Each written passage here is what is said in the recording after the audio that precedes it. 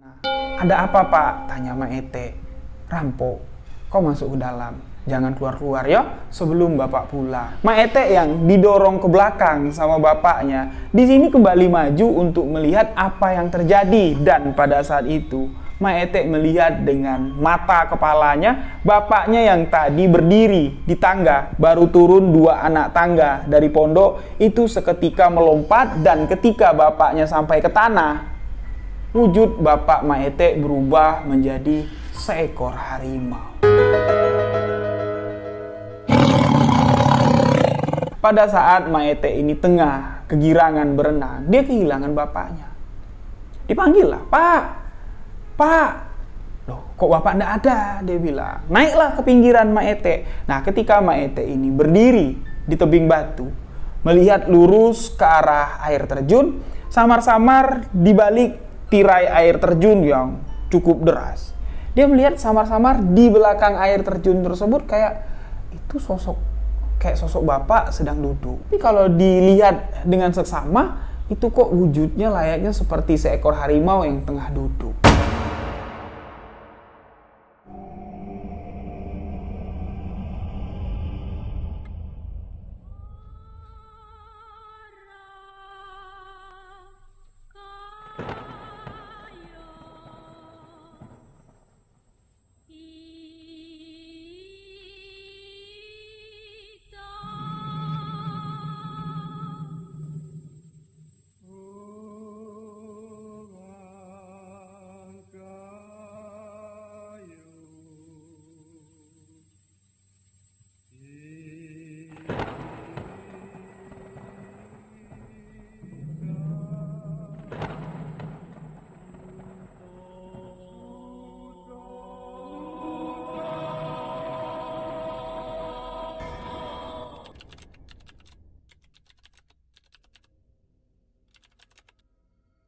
Di video sebelumnya, di part pertama kisah misteri Maete, seorang pewaris ilmu harimau dari Minangkabau, sepenggal sudah saya ceritakan sampai ketika ayah dari Maete meninggal dunia. Dan di video kali ini, di part kedua, saya akan menyelesaikan kisah ini sampai akhir, yang mana di bagian kedua ini akan menceritakan perjalanan hidup Maete setelah beliau menerima ilmu harimau warisan dari ayahnya, yang mana sebenarnya Maete tidak mau menerima ilmu keturunan tersebut, tapi takdir di sini telah menentukan Maete sebagai pewaris ilmu harimau tersebut. Banyak kejadian-kejadian misteri terjadi setelah Maete menerima ilmu keturunan ini, dan proses penyalinan ilmu harimau yang diturunkan atau yang memilih Maete sebagai pewarisnya ini sangatlah menarik sekali. Satu perjalanan hidup yang sangat berkesan dan patut kita simak, bahwa dua sisi dari kehidupan ini benar-benar nyata. Sadar atau tidak kita sadari, kita ada di dua sisi antara satu kehidupan, dunia nyata dan alam gaib. Kisah ini selengkapnya akan saya ceritakan spesial untuk seluruh sahabat misteri, hanya di sebuah kisah misteri bersama saya, Rio Wijaya.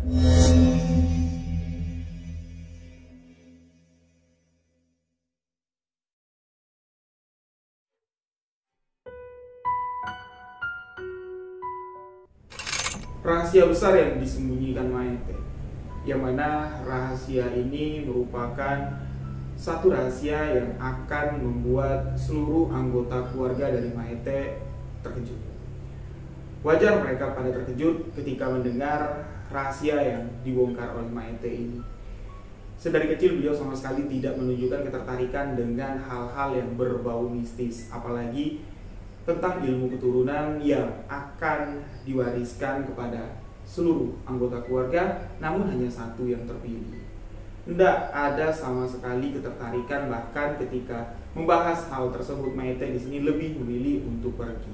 Namun takdir berkata lain, Maete lah yang terpilih menjadi pewaris ilmu keturunan ini.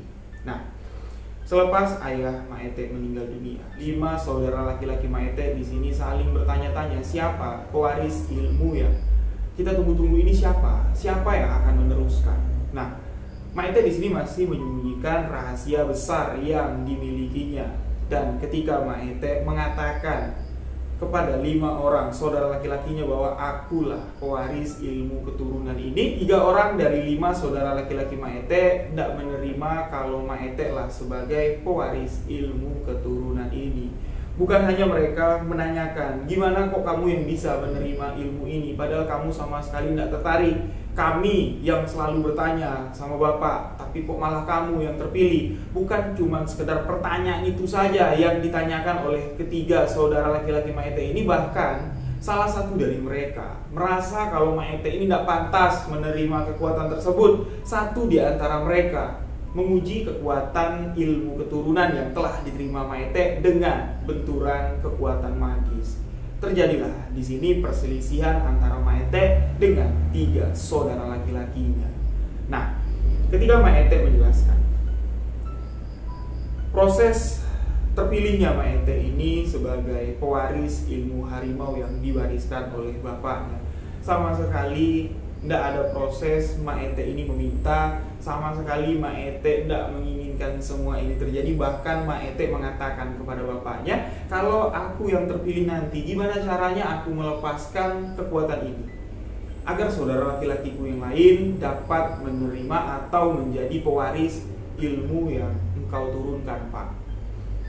Bapak Maete mengatakan seperti di video yang pertama, ibarat kata, kalau kamu melepaskan kekuatan keturunan ini kepada saudara laki-lakimu yang lain, sama saja kamu membebaskan atau melepaskan harimau buas ke pemukiman warga. Sekiranya, apa yang terjadi?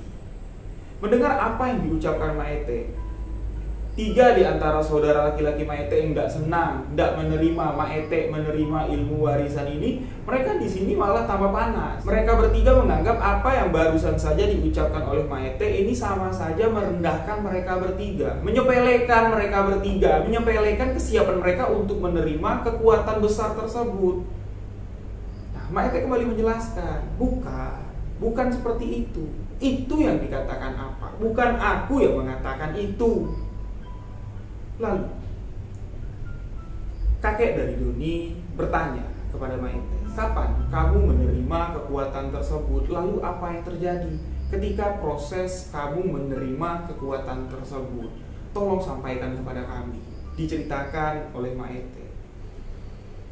Kurang lebih sekitar 1 tahun sebelum Apak meninggal dunia, ketika awal-awal bapak dari Maete ini mulai sakit-sakitan, Maete sudah dimimpiin bertemu dengan laki-laki yang diisyaratkan bapak sebagai petunjuk. Barang siapa yang bermimpi ketemu dengan seorang laki-laki dan membawanya untuk melihat sosok seperti anak kucing atau seperti harimau besar, ya itulah, kalianlah yang akan menerima ilmu keturunan yang akan kuwariskan. Setahun sebelum Apak meninggal, aku sudah mengalami itu semua, yang mana itu semua bermula ketika aku jaga Apak di dalam kamar ketika Apak sakit.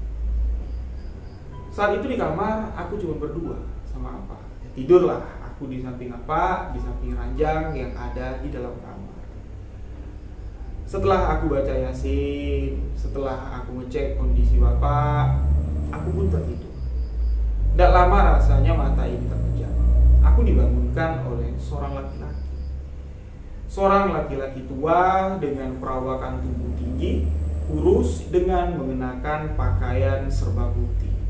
Namun di pundak lelaki tersebut ada selembar kain yang bercorak layaknya belang seekor harimau. Aku dibangunkan. Lelaki tersebut menepuk pundakku 3 kali. Aku pun terjaga. Ketika aku bertanya, kamu siapa? Ada perlu apa? Kenapa kamu membangunkan aku? Laki-laki itu mengatakan, aku adalah teman dari bapakmu. Nah, ketika laki-laki itu mengatakan aku teman dari bapakmu, Maete ini melihat ke samping dan ternyata di samping Maete itu tidak ada lagi bapaknya. Kaget di sini Maete, loh, bapak kemana? Sedangkan bapak Maete ini kan sudah sakit. Sakitnya udah parah, bapaknya udah tidak bisa jalan lagi. Kemana-mana kalau mau buang air kecil, mau buang air besar, ini digendong, dibawa ke kamar kecil. Loh, tiba-tiba kok malam itu bapaknya menghilang. Bertanyalah Maete ini sama lelaki yang mengaku temannya bapak, lelaki yang membangunkan Maete dari tidurnya pada malam itu. Bapakku mana? Kok bapakku tidak ada? Laki-laki itu menjawab, bapakmu lah yang menyuruh aku untuk menjemput kamu. Bapak di mana? Kita mau kemana? Tanya Maete. Aku akan membawamu pergi ke satu tempat. Yang mana? Di tempat itu bapakmu sudah menunggu. Nah, bergegaslah beliau bangkit, bangun dari tempat tidurnya. Seketika laki-laki itu memegang pergelangan tangan Maete dan menuntunnya keluar kamar, menuntun Maete keluar dari rumah tempat tinggal Maete. Ketika Maete keluar dari depan pintu rumah, suasana halaman rumah Maete ini berubah secara seketika. Maete tidak mengenali kalau dia itu ada di mana. Ketika Maete menoleh ke belakang, rumah Maete itu sudah hilang. Yang ada di belakang Maete itu padang rumput yang sangat luas sekali. Dan di hadapan Maete itu juga sama, padang rumput yang sangat luas sekali. Maete terus dituntun tangan. Maete terus berjalan melangkahkan kakinya mengikuti tuntunan dari lelaki tersebut sampai di mana? Maete sampai ke satu tempat yang tidak asing menurut Maete. Satu tempat yang pernah didatangi Maete bersama bapaknya.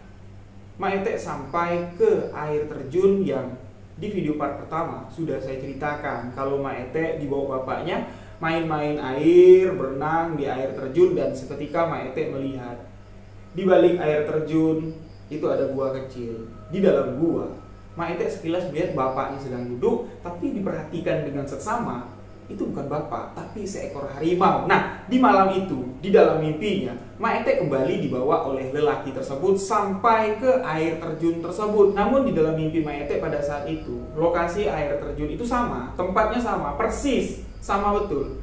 Tapi pada saat di dalam mimpi, air terjunnya itu tidak ada.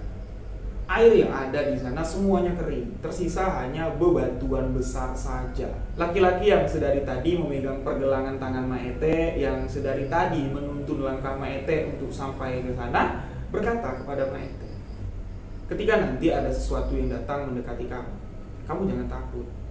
Sosok itu tidak akan menyakiti kamu. Dan inilah awal dari perjalanan kehidupan kamu ke depan nanti. Tidak lama setelah laki-laki itu mengatakan bakal ada sosok yang mendekati Maete dari dalam gua.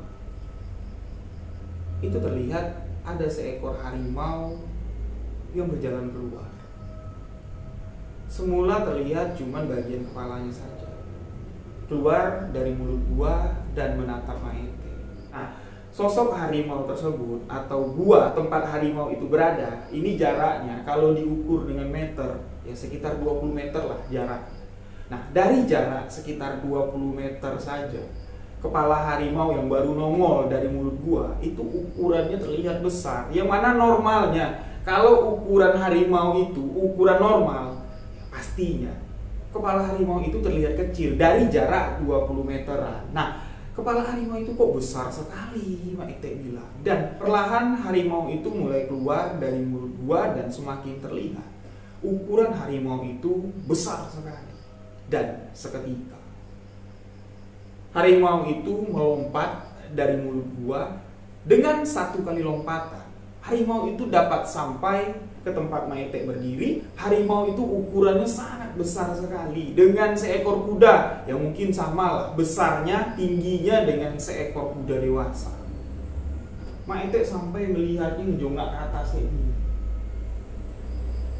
Harimau itu mulai menciumi tubuh Maete dari kepala sampai ke ujung kaki. Dan seketika kepala besar harimau tersebut menggesekkan kepalanya ke tubuh Maete sampai-sampai ketika harimau itu nggesekin kepalanya ke tubuh Maete, beliau sampai kedorong ke depan. Jujur di sini, kalau dibilang takut, rasa takut Maete di sini sangat besar sekali. Tapi dia tak dapat berbuat apa-apa. Ditambah lagi, ketika dekat dengan kepala harimau yang besar, kepalanya gesek-gesekin ke tubuh Maete, suara nafasnya itu terdengar, harimau itu terlihat nyata sekali, membuat ketakutan Maete semakin memuncak. Dan seketika ketakutan Maete di sini hilang ketika mendengar suara yang tidak asing, suara yang sangat dikenal oleh Maete. Nah, sampai juga kau kesini akhirnya. Apa yang Bapak bilang kemarin tidak salah kan? Kalau kamulah yang akan terpilih. Sontak Maete di sini terkejut, mencoba untuk mencari dari mana suara Bapak yang terdengar ini dari mana. Dilihat ke sekeliling, itu tidak ada sosok Bapak. Yang ada di situ, di sebelah kanan sosok lelaki tua yang menjemputnya, yang membangunkan Maete dari tidur. Di sebelah kiri itu sosok harimau yang terus menggeser-geserkan kepalanya ke tubuh Maete. Di sini suara Bapak itu semakin terdengar jelas, tapi sosok Bapak belum terlihat. Maete bertanya kepada lelaki yang membawanya ke sana, "Bapakku mana? Kenapa aku cuma dapat mendengar suara Bapakku?" Lelaki itu mengatakan, "Kamu mau ketemu sama Bapak? Kau mau tahu Bapakmu di mana? Mintalah antar dengan harimau yang ada di samping. Tunggangilah harimau tungganganmu itu." Seketika bulu tengkuk Maete di sini merinding. Dia merasa gering, dia merasa takut dengan tatapan harimau yang ada di sampingnya. Ditambah lagi mendengar apa yang diucapkan lelaki tersebut, "Itulah tungganganmu." Maete bertanya, "Apa yang kau maksudkan? Kau suruh aku menaiki harimau besar ini. Jangankan untuk menaiki, jangankan untuk menungganginya, untuk dekat saja, untuk memegangnya saja, aku tidak berani. Aku takut harimau itu akan memakanku hidup-hidup." Lelaki itu mengatakan kepada Maete, "Buang ketakutanmu. Sudah kubilang, tidak usah takut. Kau tidak usah ragu. Yakinlah kepada dirimu. Yakinlah kepada kekuatan leluhurmu. Itulah tungganganmu. Kamulah yang terpilih sebagai pengganti bapakmu. Kalau kamu ingin bertemu bapakmu, tunggangilah tungganganmu ini. Tapi kalau kau ragu, tak usah kau tunggangi. Tak usah kau bertemu dengan bapakmu lagi." Maete di sini diberikan dua pilihan. Beliau memilih untuk menunggangi harimau besar tersebut untuk dapat bertemu dengan sosok bapaknya, yang mana Maete ini kan cuma dapat mendengar suaranya saja. Namun sosok bapaknya tidak terlihat, tidak tahu dia bapak ada di mana sekarang. Maete khawatir, takut terjadi sesuatu hal kepada bapak, dan Maete di sini lebih memilih untuk menghilangkan rasa takutnya, memberanikan diri untuk mendekati sosok harimau besar tersebut, mencoba untuk menunggangi harimau besar tersebut. Ternyata apa yang dipilih Maete di sini hampir mencelakai dirinya sendiri. Dengan polosnya, Maete mencoba mendekati harimau tersebut, mencoba untuk memegang bagian tubuh harimau besar tersebut, dan seketika mencoba untuk melompat menaiki punggung harimau besar tersebut. Harimau besar itu tidak mau sembarangan ditunggangi. Harimau besar tersebut memberontak. Yang tadinya cuma dia memperhatikan Maete, seketika memberontak ketika Maete mencoba untuk menungganginya. Harimau tersebut menunjukkan perlawanan dengan memberikan tatapan tajam dengan seringai yang menunjukkan taring tajamnya. Maete pun di sini mundur. Maete bertanya kepada lelaki yang ada di sampingnya, "Bagaimana caranya aku bisa menunggangi harimau ini untuk dapat bertemu dengan bapakku? Kalau harimau ini saja tak mau kutunggangi. Kau bilang, inilah tungganganku. Tapi kenapa aku tak bisa menunggangi harimau ini?" "Ya wajar.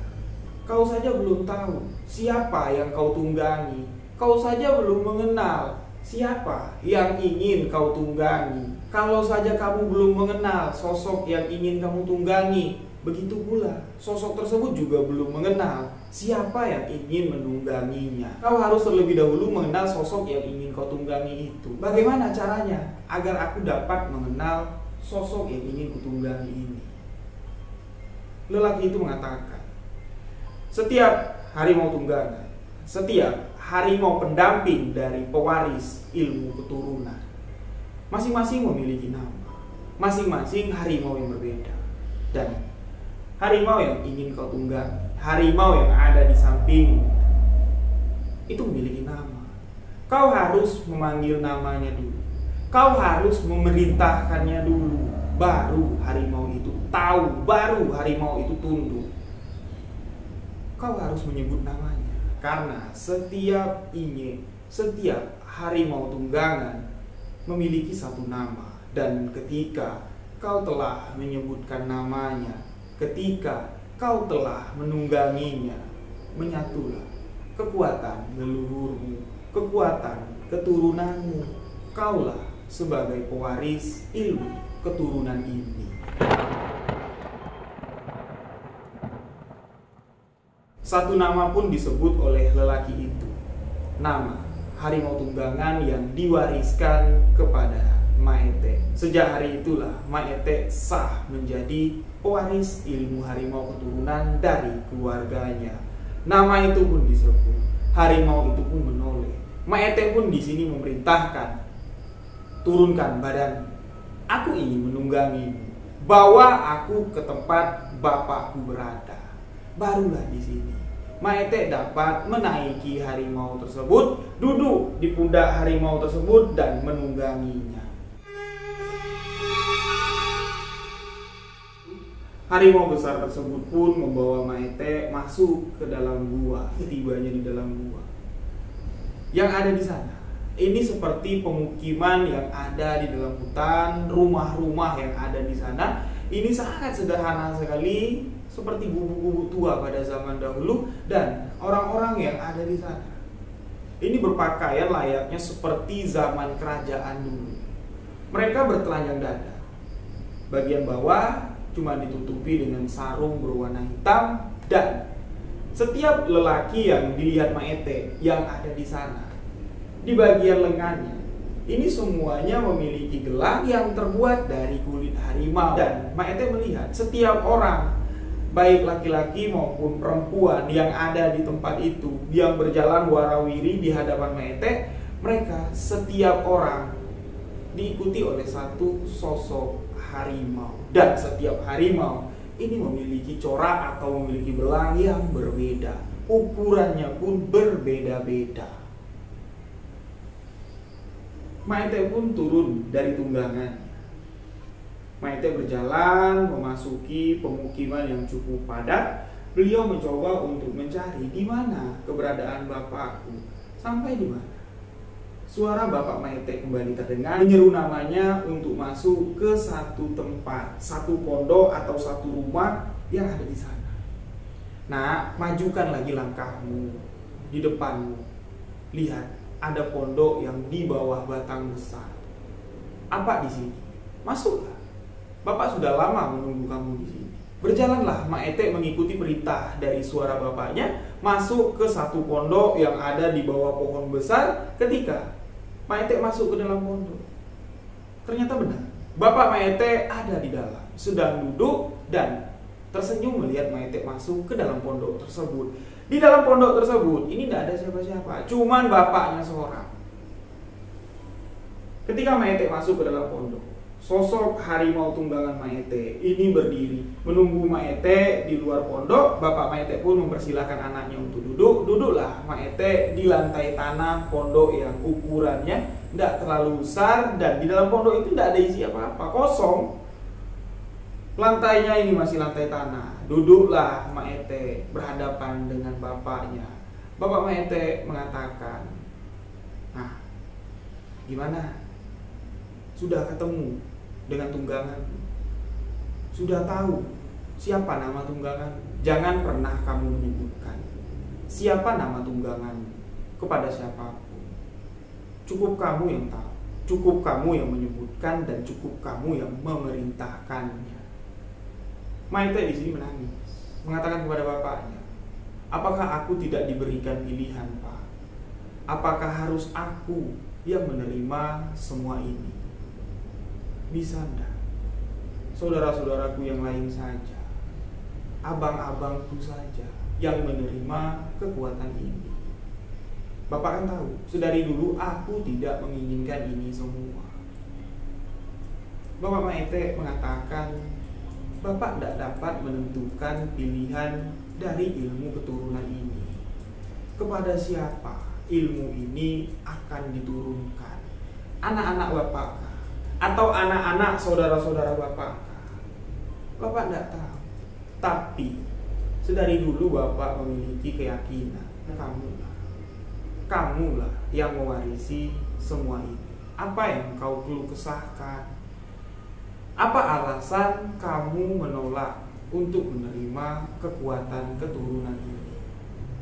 Maete menceritakan kepada Bapak, bukannya Maete ini mau mengingkari takdir atau tidak mau mengakui sebagai garis keturunan pemilik atau pewaris ilmu keturunan harimau, bukan juga malu, bukan juga tidak mau mengemban amanat besar ini, cuman takut satu, Pak. Aku tidak dapat mengendalikan kekuatan ini dan akan membuat malu nama keturunan kita. Aku tidak mau semua itu terjadi. Dan pertanyaan Maete kepada bapaknya pada saat itu, kenapa hanya satu orang yang diwariskan ilmu harimau ini? Kenapa di setiap satu garis keturunan hanya satu orang terpilih, dan kenapa aku? Bapak Maete menjelaskan semua apa yang ingin diketahuinya. Beliau mengatakan bahwa dulu setiap anak cucu dari pemegang ilmu harimau yang akan diwariskan kepada anak cucunya, setiap anak cucu yang memiliki minat besar, yang berkeinginan sebagai pewaris atau memiliki ilmu keturunan tersebut, semua dapat memiliki ilmu itu. Semua dapat memiliki tunggangan, semua dapat memiliki kekuatan besar sosok harimau siluman. Tapi pada satu masa terjadi sesuatu hal yang menyebabkan kekuatan tersebutlah yang hanya memilih siapa yang pantas untuk diwariskan ilmu keturunan ini. Kekuatan itu sendirilah yang menentukan. Dulu pernah terjadi pertengkaran sampai pertumpahan darah antara dua orang saudara kandung, abang dengan adik, yang sama-sama memiliki tunggangan, sama-sama memiliki ilmu harimau. Dan ini tercatat menjadi sejarah dalam ilmu keturunan harimau. Di satu masa tadi, dua orang saudara laki-laki ini sama-sama menginginkan ilmu yang dimiliki oleh bapaknya. Dan bapaknya mengatakan, ya sama-sama lah kalian mengamalkan amalan ilmu tersebut. Diamalkan, ilmu itu jadi, dan ketika bapaknya meninggal, dua orang anak laki-lakinya ini, dua-duanya menjadi pewaris ilmu harimau tersebut. Dua-duanya memiliki tunggangan, dua-duanya memiliki satu nama yang dapat mereka sebut, dapat mereka perintahkan, yaitu nama dari kekuatan harimau itu sendiri. Setiap orang yang memiliki ilmu harimau yang diwariskan oleh leluhurnya memang memiliki dua kepribadian di dalam dirinya. Satu, kepribadian sejati, yaitu kepribadian manusia seutuhnya. Memiliki amarah, memiliki nafsu, memiliki rasa sayang. Kepribadian yang satu lagi, yang ada di dalam dirinya, yang ada ketika ilmu itu menyatu di dalam dirinya, yaitu kepribadian seekor harimau. Ya layaknya seekor harimau, hanya mengandalkan insting. Nah, itulah. Kekuatan itu harus dikontrol agar satu kepribadian, yaitu kepribadian si harimau yang memiliki insting, yang memiliki hawa nafsu besar untuk berburu, ini harus ditaklukkan dengan sejatinya diri si pemilik kekuatan ini. Namun pada saat itu, satu di antara dua beradik yang sama-sama memiliki tunggangan, memiliki kekuatan harimau ini tidak dapat menaklukkan jati diri dari sosok harimau yang dimilikinya. Dia selalu mengikuti apa yang diinginkan nafsu dari kekuatan harimau ini. Dia mengikuti apa kehendak dari ilmu ini, bukan ilmu itu yang mengikuti kehendak dari pemiliknya. Terjadilah di sini perpecahan di antara dua saudara. Mereka memiliki sama-sama ilmu harimau, tapi memiliki faham yang berbeda untuk menjalankan ilmu harimau ini. Yang satu menjalankan sesuai dengan garis keturunannya untuk menjaga yang lemah, menjaga kampung, membela keluarga, dan menjaga nama baik keluarga. Dan yang satu lagi, karena dia mengikuti insting atau hawa nafsu dari kekuatan harimau tersebut, di sini dibawa ke jalur yang salah. Ketika dia menginginkan sesuatu, dia tinggal menerkam, tinggal mengambil Dia mengandalkan kekuatan harimau tersebut. Dia sudah tidak lagi memiliki pri kemanusiaan. Dia sama sekali tidak lagi memiliki rasa prihatin, kasihan, iba. Sama sekali enggak. Dia sudah berubah layaknya seperti seekor harimau. Nah, dari situlah dua beradik ini pecah menjadi dua kubu dan dulu dikenal sebagai harimau barat dan harimau selatan. Yang mana harimau selatan dikenal sebagai sosok yang baik, sedangkan harimau barat dikenal sebagai sosok yang jahat. Mereka pun setiap bertemu, mereka selalu bertengkar, selalu mengadu ilmu dan menyebabkan banyak kehancuran, banyak kerusakan. Tak ada satupun yang dapat melerai pertengkaran dari dua saudara kandung ini, harimau selatan dan harimau barat. Nah, setelah pertengkaran ini terjadi sampai sekian lama, kekuatan dari garis keturunan ini memilih salah satu dari mereka. Bukan memilih yang baik atau memilih yang jahat. Mereka ini dipertemukan dalam satu pertempuran besar, pertempuran sampai tetes darah penghabisan. Barang siapa yang menang, itulah yang akan meneruskan apa yang dimilikinya. Sebagai contoh, kalau harimau barat yang menang, ya sudah, garis keturunan kita ya akan mengikuti apa yang dijalankan oleh harimau barat, akan menjadi sosok harimau sejati di dalam diri manusia. Jahat, itu pasti. Dalam pertempuran besar tersebut, kebenaran akan selalu dapat ditegakkan. Harimau selatan dapat mengalahkan harimau barat, dan si penunggang harimau barat ini terpaksa harus dibunuh. Dengan cara itulah kekuatan itu akan terlepas dengan sendirinya. Sedangkan kekuatan dari harimau barat ini dikunci, dikurung sampai hari ini. Kekuatan itu masih ada. Kekuatan itu masih menginginkan penunggang dapat melepaskannya, tapi tak ada satupun yang dapat melepaskan kekuatan dari harimau barat. Dan jangan sampai kekuatan harimau barat terlepas. Bencana akan ada di mana-mana. Sebagai contoh, keinginan dari 5 saudara laki-lakimu untuk menginginkan kekuatan keturunan ini dapat mereka miliki, itu salah satu pancaran energi atau panggilan dari kekuatan harimau barat yang memanggil mereka. Mereka-mereka yang tidak terpilih, mereka-mereka yang tidak dipilih sebagai pewaris ilmu keturunan. Ilmu keturunan dari harimau selatan yang sekarang ada di dalam dirimu, yang sekarang menunggumu di luar sana dengan satu nama yang sudah kau kenal. Dan saat itu bapak dari Maete mengatakan, dalam hitungan tahun, dalam hitungan garis keturunan, kemungkinan besar peristiwa harimau selatan dan barat ini akan kembali terjadi di garis keturunan.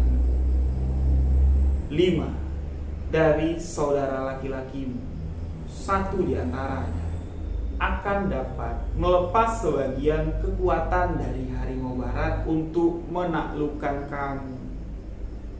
Kebencian di dalam dirinya sudah terlihat. Kebencian di dalam dirinya terpancar dari kekuatan harimau barat. Dan apa pesan dengan kamu? Bagaimanapun nanti jadinya, jangan pernah mengalah dengan kekuatan yang jahat. Walau sosok yang jahat tersebut adalah saudara kandungmu sendiri. Hakikatkan, yang kau kalahkan bukanlah saudara kandungmu, tapi kekuatan jahat di dalam dirinya. Pertahankanlah apa yang sudah dijaga oleh keturunan kita. Mendengar apa yang disampaikan oleh bapak dari Maete, kembali di sini berat sekali rasa hatinya untuk menerima semua ini. Dan Maete pun mengungkapkan kepada bapaknya pada saat itu sumpah yang terlapau, sumpah yang keluar dari lisan Maete dengan mengatakan, kalau apa mengatakan demikian, itu semua pasti akan terjadi. Karena apa mengetahui apa yang tidak aku ketahui. Karena apa sudah melihat apa yang tak terlihat oleh aku. Dan aku bersumpah, aku hanya menjalankan ilmu ini. Aku hanya mengakui diriku sebagai pewaris ilmu keturunan harimau. Sampai di mana pertikaian antara aku dengan salah satu dari 5 saudara laki-lakiku selesai. Dan di mana ketika semua itu terjadi, aku dapat mempertahankan kekuatan garis keturunan, menaklukkan kekuatan jahat dari harimau barat. Aku bersumpah, Pak, ilmu yang aku warisi sekarang, ilmu yang baru aku terima sekarang, tidak bakal aku pergunakan lagi. Walaupun bahaya ada di depan mataku, nama kekuatan harimauku takkan pernah aku sebut. Sekuat tenaga dengan kekuatan zohirku akan kuselesaikan semua permasalahan yang berhadapan denganku. Aku bersumpah di hadapanmu di hari ini, aku bersumpah apapun yang akan terjadi kepada diriku, aku akan menerimanya, Pak. Aku tidak mau keturunan-keturunan setelah aku nanti, mereka-mereka yang akan menerima kekuatan ini akan menjadi bencana untuk diri mereka sendiri. Ungkapan yang disampaikan Maete di sini, ya, sebuah ungkapan yang sebenarnya mengakhiri kekuatan garis keturunan dari keluarganya si Doni ini. Yang mana apa atau bapak dari Maete setelah mengetahui keinginan besar di dalam hati anaknya untuk mengunci kekuatan ini di dalam dirinya, ya ini tidak dapat menolak. Karena Maete ini pun tak dapat diberikan pilihan ketika menerima ilmu ini. Apanya mengatakan, ya kalau itu memang sudah menjadi pilihanmu, kau mau menerima apa yang akan terjadi ke depan nanti, ya sudah. Tapi kau jangan sesali, nak, ketika satu perbedaan terjadi di antara kau dan bapak nanti di akhir riwayatmu. Apa itu? Tanya Maete. Bapaknya pun tak dapat memberitahu. Beliau hanya mengatakan waktu yang akan menjawab. Kalau memang iya, apa yang kau ucapkan akan kau lakukan, kau pasti akan menerima sesuatu yang berbeda dari yang apa terima. Tapi kalau kau terus menjalankan sesuai dengan apa yang kau jalankan, kau akan menjadi seperti aku. Layaknya hari ini kau bertemu dengan aku. Dan sekarang pulanglah, bawalah tungganganmu dan jagalah tungganganmu. Seketika auman harimau besar di sini terdengar, dan Maete pun di sini terbangun dari tidurnya. Bangun dari tidur, bapaknya di sini ada di samping Maete, baring, ya layaknya seperti sebelum Maete tidur tadi. Nah, di situ sadar kalau Maete ini mengalami mimpi yang panjang sekali, mimpi yang membawanya masuk ke dalam satu dimensi yang tak tahu di mana, di dunia antah berantah. Dan untuk membuktikan kalau Maete ini memang betul-betul masuk ke dimensi tersebut, Maete terbangun dari tidurnya. Dia merasa kalau di bagian lengannya, di dalam bajunya ini kok kayak ada sesuatu yang mengikat. Dibuka sama Maete, ternyata beliau sudah mengenakan gelang yang terbuat dari kulit harimau. Itu nyata. Gelang itu kiri kanan terpasang, tapi setelah Maete menyadari kalau gelang itu ada terpasang di lengan kiri dan di lengan kanannya, seketika gelang itu menghilang. Tidak ada lagi terlihat, tapi rasanya masih ada. Seakan-akan gelang itu tak terlihat. Rasa kalau diikat lengannya itu masih ada, masih terikat, tapi kalau dilihat itu tidak ada. Bahkan kalau disuruh orang melihat, gelang itu tak terlihat. Itu sebagai bukti kalau apa yang dialami Maete di dalam mimpi bukan cuma sekedar mimpi belaka, namun itu semua memang benar-benar terjadi. Dan setelah hari itulah, di setiap Maete mengosongkan pikirannya, di dalam batin Maete menyebut satu nama untuk memanggil tunggangannya, yaitu sosok harimau yang besar. Sosok itu ada, hadir di hadapan Maete, namun tak terlihat oleh orang banyak. Itu terjadi setahun sebelum Apa meninggal dunia. Setelah Maete menceritakan semua ini kepada 5 orang saudara laki-lakinya, yang mana 3 di antara 5 saudara laki-lakinya ini merasa sangat tidak senang sekali, tidak terima kalau Maete inilah ya sebagai pewaris ilmu keturunan yang mereka inginkan. Mereka tahu kalau ilmu keturunan ini cuma satu dari mereka yang dapat memilikinya, ya kok kenapa Maete gitu, bukan yang lain. Nah, 3 di antara 5 ini, ya mereka ini mencoba untuk mengganggu atau mencoba untuk memancing kekuatan Maete ini keluar dengan melakukan keonaran-keonaran di kampung tersebut. Nah, Kekuatan yang dimiliki Maete ini sejatinya ini kan untuk jaga kampung, untuk menjaga keluarga. Ketika ada keonaran, otomatis di sini ada yang mengadu. Ya, ada yang mengadu, ada keonaran, tolong atasi. Siapa di antara kalian yang mewarisi ilmu Inye? Nah, Maete di sini mencoba untuk menyembunyikannya, tapi kekuatan itu tidak dapat dibendung. Sama sekali tidak dapat dibendung. Ya, seakan-akan ketika mendengar laporan ada yang bikin onar, Maete mendengar itu semua, tubuhnya ini merespon, dan kekuatan itu seakan-akan mau langsung menyelesaikan permasalahan tersebut. Tapi Maete di sini menahan. Maete nggak mau mengeluarkan kekuatan itu karena Maete kan nggak mau orang-orang tahu kalau dia sebagai pewaris ilmu harimau tersebut. Menahan kekuatan itu, Maete ini sampai gemetar. Tapi terus ditahan sama Maete itu adalah salah satu cara bagaimana untuk menaklukkan satu jati diri yang baru yang ada di diri Maete, yaitu jati diri kekuatan harimau dengan insting yang kuat sekali. Kalau Maete dapat menahan, berarti dia dapat menaklukkan insting atau jati diri dari kekuatannya tersebut. Tinggal sejatinya satu jati diri yang ada di dalam dirinya, yaitu Nur, batin dari seorang anak manusia, tanpa ada kekuatan lain yang mempengaruhinya. Itulah sejatinya kekuatan yang murni. Diri kita yang mengendalikan kekuatan, bukan kita yang dikendalikan kekuatan itu. Terus dipancing sama 3 saudara laki-laki yang aku mau ngetes, emang betul si Maete itu yang mewarisi ilmu bapak? Kalau iya, kita akan berhadapan dengan Maete. Nah, ini tidak dapat mereka memancing amarah Maete sampai di mana apa yang diucapkan apa Maete betul-betul terjadi. Satu di antara 3 yang sakit hati dengan Maete sesuai dengan apa yang dikatakan oleh apanya, mencoba dengan cara lain, mencoba untuk menyewa dukun. Dan dari kekuatan dukun inilah sedikit kekuatan dari harimau barat yang terkunci terkurung ini dapat diserap. Kekuatan harimau barat itulah yang berbenturan dengan kekuatan Maete. Pertempuran itu terjadi dalam perang batin. Ketika Maete sedang tidur, tiba-tiba saja dirinya diserang oleh satu saudaranya ini dengan membawa satu tunggangan, yaitu tunggangan si harimau barat. Terjadi pertempuran, ya layaknya berantem lah, ngadu ilmu. Dan di situ dalam perang batin tersebut, karena kekuatan harimau barat yang datang ini kan cuma sepersekiannya, sedangkan kekuatan Maete di sini betul-betul sudah full. Terjadilah pertempuran, otomatis kalahlah kekuatan yang jahat yang sedikit ini. Maete dapat menaklukkan saudara yang ingin mencelakai Maete. Namun Maete tidak dapat menyelamatkan nyawanya. Dalam perang batin tersebut, saudara Maete yang menunggangi harimau barat ini meninggal dunia. Kalah dalam perkelahian tersebut, nyawanya di sini terenggut, beliau pun meninggal dunia.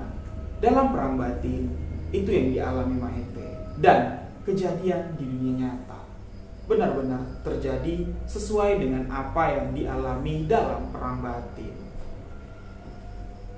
Beberapa hari setelah perang batin itu terjadi, Maete melihat kondisi saudaranya ini semakin hari kok semakin pucat. Semakin hari kondisinya semakin drop.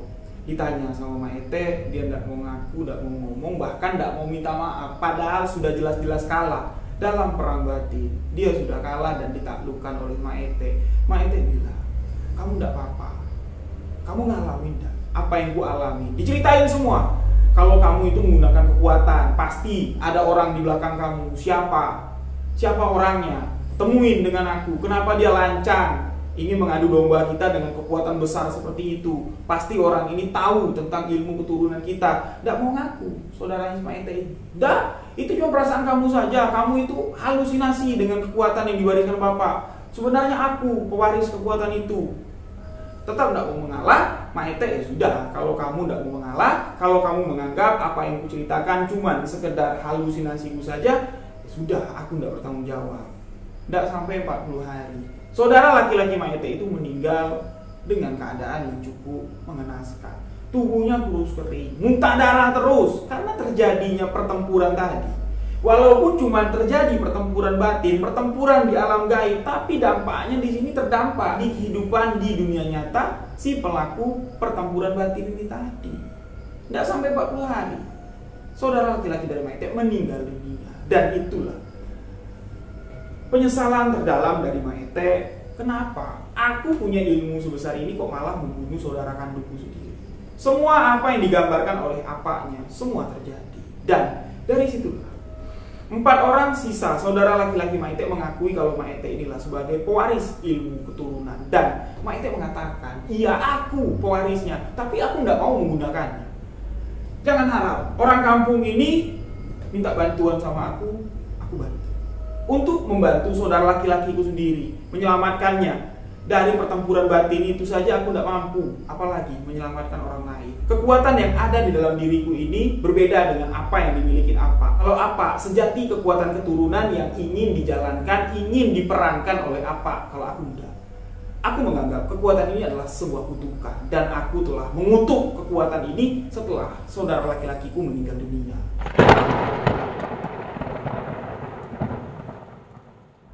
Terserah apa yang akan terjadi di kehidupanku nanti.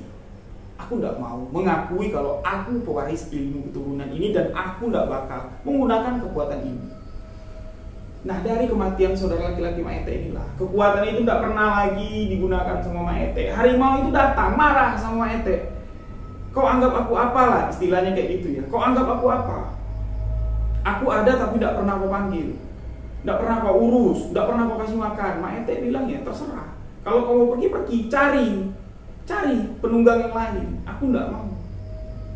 Aku tidak mau meneruskan ilmu keturunan ini. Dan harimau itu pun mengatakan, kalau kamu memang tidak mau mengakui aku ada di dalam dirimu, menganggap aku mati di dalam dirimu, kau terima sajalah nanti. Ketika kau mati, kau akan berubah menjadi perwujudanku.